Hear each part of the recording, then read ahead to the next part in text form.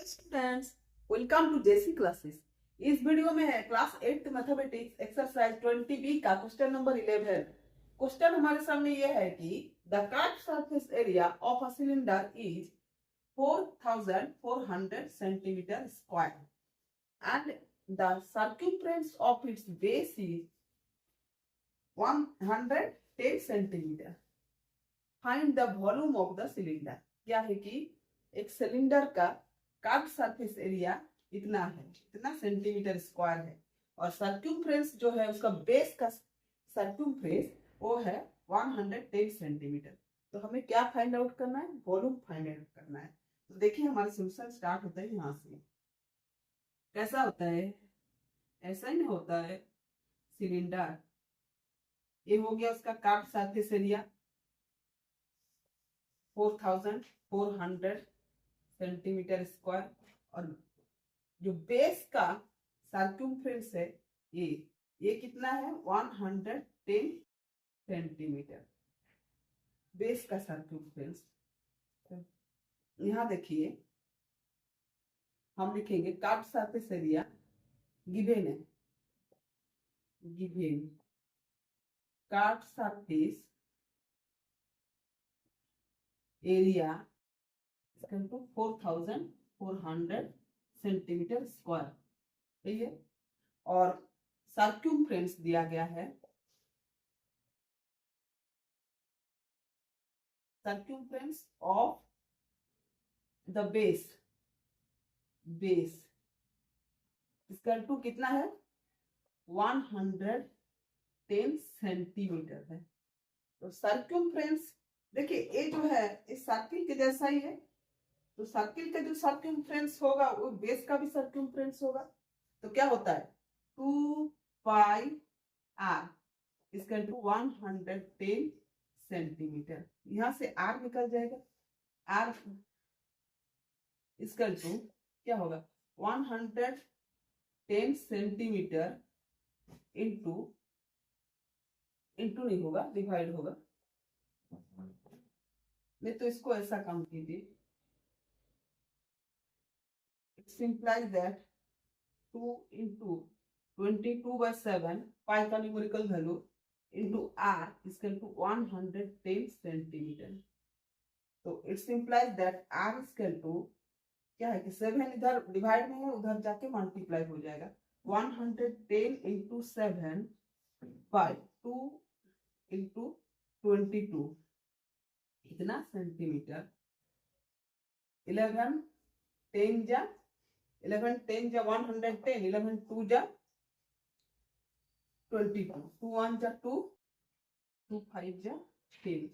तो it's implies that r is equal to 35/2 इतना centimetre. ये हो गया आर।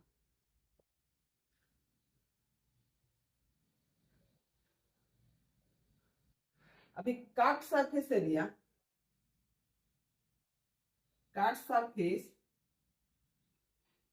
एरिया इक्वल टू कितना है?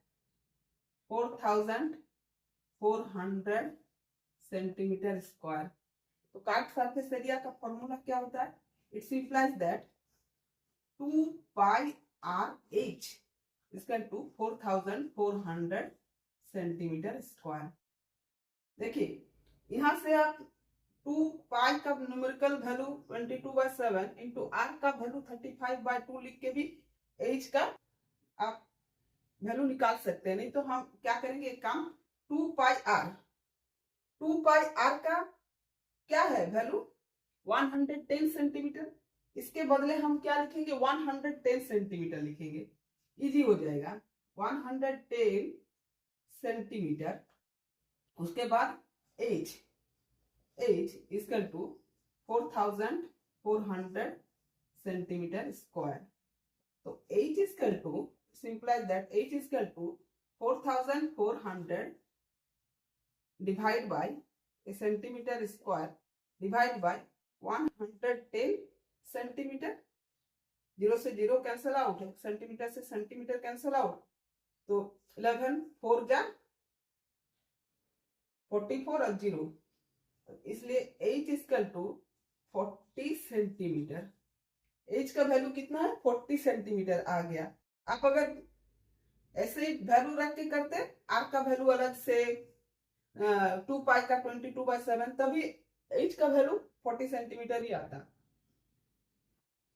हम r का वैल्यू लिख रहे हैं, r इक्वल टू 35/2 सेंटीमीटर।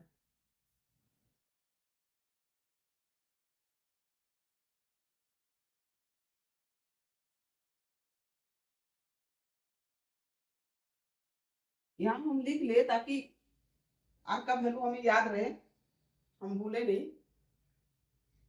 तो find the volume of the cylinder, volume निकालना है। तो वॉल्यूम ऑफ द सिलेंडर क्या होता है?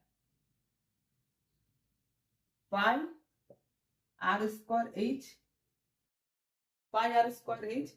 एरिया के साथ हाइट मल्टीप्लाई हो गया, एरिया ऑफ सर्कल के साथ, तब जाके वॉल्यूम हुआ।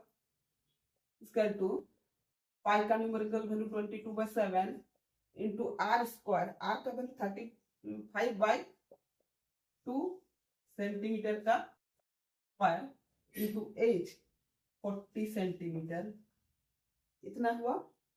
इसका two 22/7 into 35/2 into 35/2 centimetre square into 40 centimetre. 7 1 जा 7, 7 5 जा 35, 2 1 जा 2, 11 2 जा 22, 1 2 1 जा 2, 22 जा 40, कितना हुआ? देखिए 55, 11 5 जा 55 इंटू 11 5 जा 55 और 35 2 जा 70, इतना सेंटीमीटर स्क्वायर है और सेंटीमीटर है, तो यहाँ सेंटीमीटर क्यूब हो जाएगा।